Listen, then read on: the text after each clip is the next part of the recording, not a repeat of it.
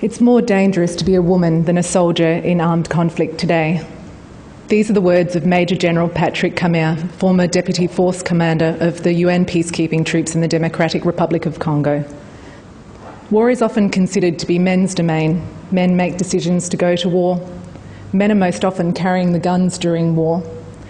And in a traditional sense, men have most often been injured, killed and maimed during war. But this has changed. While women are not engaging in war directly, they are among the main targets of violence in today's conflicts. Of over 40 million people displaced from their homes today, over half of these are women. And many of these women experience sexual violence. Men and boys, of course, face sexual violence during conflict as well.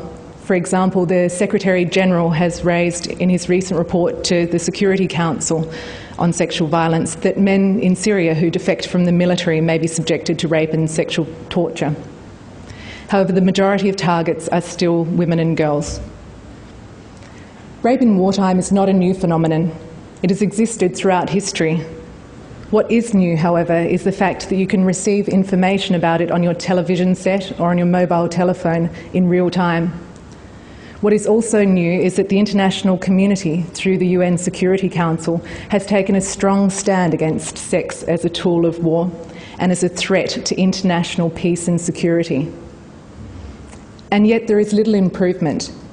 I'll show in the next 20 minutes that sexual violence continues with impunity throughout the world and suggest what is missing for there to be any real change.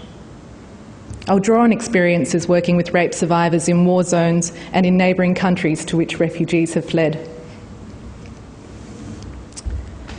Civilians endure sexual violence in their homes during conflict, when fleeing for safety, in the places they seek refuge, and even after the war has ended. The Women Under Siege project, launched this year to educate people about how sex is used as a tool of war, shows the experience of sexual violence in many conflicts throughout the world. I'll briefly mention 3 of these situations in the Democratic Republic of Congo, Darfur in Sudan, and in Egypt. In the long-standing war in the Democratic Republic of Congo, 1 rape is estimated to occur every minute.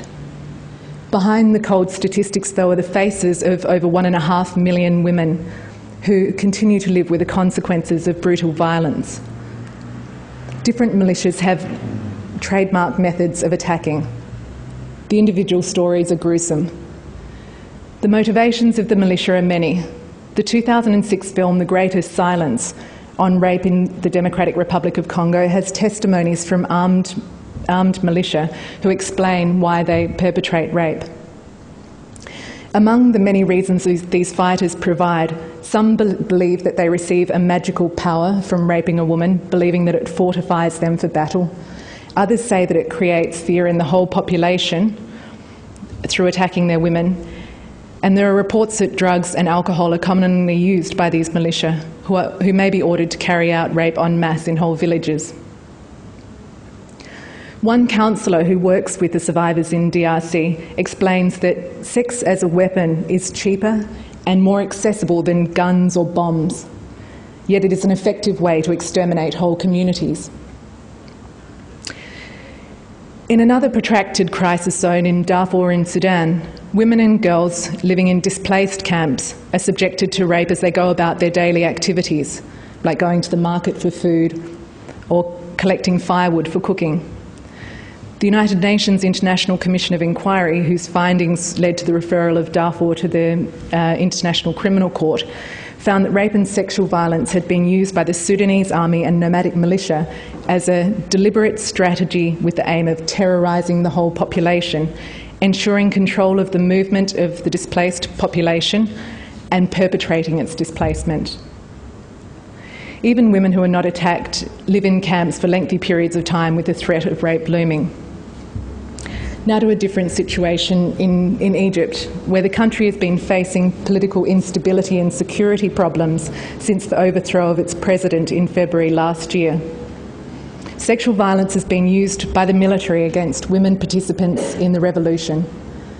The military have arrested women, stripped them naked, sexually assaulted them, and conducted so-called virginity tests to try to establish that they are prostitutes. The aim was to instill fear in women, humiliate them, and stop them from protesting. The effects of sexual violence for survivors in conflict around the world are devastating. Physical injuries can prevent women from continuing to work or bear children. They may have medical needs that cannot always be addressed in the remote or underserved communities in which they live. Fistulas as a result of violent rape that are left untreated can leave a woman unable to mix in the community at all. Other consequences for survivors include rejection by their husband, their parents and their communities. In some instances I've seen, married women who have been raped also face prosecution for adultery. Given the frequency and severity of the attacks on women in conflict, what is being done by the international community to combat sexual violence? In theory, there is a lot being done, and I'll touch on what is happening in conflict zones and then describe some of the groundbreaking developments in the UN Security Council in New York. Despite these efforts, there is little change in the prevalence and severity of rape, and I'll look briefly at why this might be the case and what can be done about it. First, at the local level. There are countless national and international organisations working on the prevention of and response to sexual violence in conflict zones. In terms of prevention of sexual violence, their work may aim at government law or policy reform. Other common ways to prevent sexual violence are information sessions with armed groups to remind them of their obligations to protect civilians and not to conduct rape. As a separate tactic of international aid organisations, it's possible that the prevention of sexual violence is made a condition of the delivery of assistance to certain areas where those armed groups purport to represent the people. If the issue of sexual violence is included in such informal humanitarian agreements, it's easier to have these issues included later in formal peace agreements with the same armed groups. Now, in terms of responses to sexual violence, the activities of humanitarian organisations should be guided by the needs of the women in the particular communities. Responses to sexual violence may include increased security measures in the places of their dwelling, access to physical and mental health care, and access to justice. Now I want to look at some of the developments on the Security Council. For a body that was reluctant until over a decade ago to deal regularly with human rights issues, the Council's actions on women, peace and security have been nothing short of revolutionary for the organisation. The two main features of its work on women, peace and security are firstly to increase the involvement of women in security-related issues, such as peace processes, and secondly, the Council has determined that sexual violence in conflict is a matter of international peace and security. I was living in Darfur when the Council decided this in 2008, and there was a big celebration among women's organisations of this strong statement and its potential consequences. The Security Council then backed up this statement with a series of methods to prevent and respond to sexual violence. In the Resolution 1960 from 2010, for example, it created tools to combat impunity for rape in conflict by allowing referrals to UN sanctions committees and the International Criminal Court, international condemnation, reparations, as well as listing some of the perpetrators in the UN Security Council's annual report. Some of these measures had been, in my experience, quite useful in creating change in other areas of the Council's work, like in children in armed conflict. So why have these efforts of the international community at the local level and the Security Council in New York amounted to so little change? Most armed groups do not respect international norms against sexual violence in conflict, and those who commit rape most often do so with impunity. There are certainly challenges in combating sexual violence in conflict compared with addressing other human rights violations. Rape continues to be difficult to document, with many survivors too afraid to come forward for fear of the consequences. The ability of the international community even to contact survivors to provide services remains restricted, as large areas of conflict zones remain inaccessible for security reasons.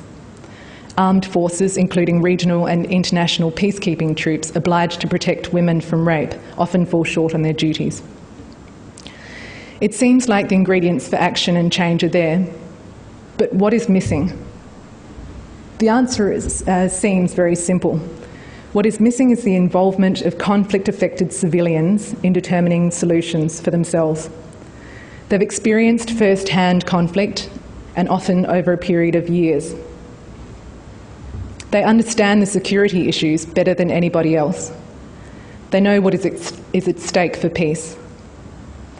But for the large part, they are still left out of decisions about peace and security. It is the aim of humanitarian organisations to include the perspectives of communities they represent in the programs to prevent and respond to sexual violence. But given the dispersed nature of communities and often inaccessible areas, they're not always consulted. UN peacekeeping troops, often all male in certain areas, cannot access information from women in many places for cultural reasons. If asked, women and children are able to determine the most effective means to ensure their safety. There are ways to seek and obtain the views of the community, and this should be done at whatever cost. The success of protection initiatives depends on it. In peace negotiations, women are most often left out entirely from the processes.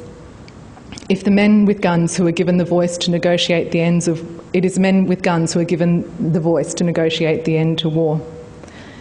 Even the international negotiators are largely men. It is only in rare instances that women have played a role in peace negotiations. The involvement of women in these processes means that the issues relating to sexual violence are much more likely to be written into the formal agreements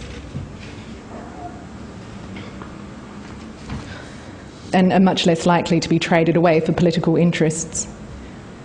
There are a few positive examples of where women's involvement in peace negotiations, like the Liberian women who won the Nobel Prize last year, have made a difference, but they're the exception rather than the rule. More than 10 years after a very strong statement by the UN Security Council in Resolution 1325 calling for the inclusion of more women in security processes, much more needs to happen. It should not be the case that war is more dangerous for women, innocent civilians, than for soldiers. Rape in wartime is not inevitable, and it is not acceptable at its current levels. What more can be done from Melbourne, Australia? In this information age, it is possible to demand from media sources to hear more about the experiences of women in conflict today, or to seek specific information, like from the Women Under Siege project. Activists and academics can continue to hold governments and armed groups accountable to their responsibilities under Security Council resolutions to prevent sexual violence in conflict, and this includes a requirement to involve women and girls in decisions on peace and security. Our government should only support peace processes where women play a meaningful role. Only then can there be real change. Thank you for your time.